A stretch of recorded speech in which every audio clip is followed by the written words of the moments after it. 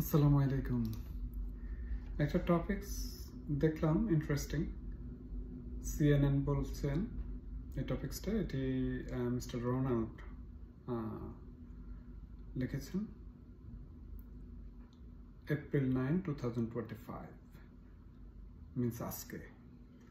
এখানে বলেছেন যে pets could boost well-being as much as wife or husband, study suggests. Means রিসার্চে দেখা গিয়েছে যে যাদের পেটস আছে, যেমন বিড়াল, কুকুর, এসব, তাদের কিন্তু যে ওয়েলবিংটা থাকে, ভালো লাইফটা থাকে ঘরে, সেটা কিন্তু ওয়াইফ বা হাজব্যান্ডের মতোই এরকম হয়ে থাকে। তো এটি আমাদের ধর্মে হয়তো একটু ভিন্নমত থাকতে পারে। আমি ধর্মের দিকে যাচ্ছি না, আমি জাস্ট স্টাডিটা যেটা বলছি সেটাই বলছি।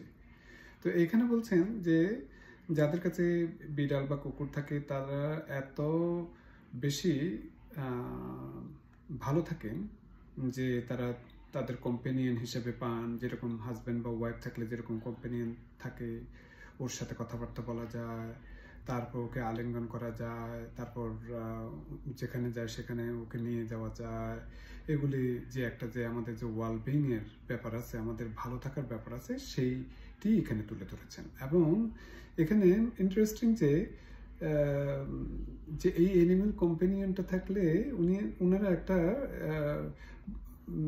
অ্যামাউন্টের কথা বলছেন যে $90,000 পার ইয়ারের লাইফ স্যাটিসফ্যাকশন থাকে। এটা কিভাবে ওনারা করেছেন আমি জানি না।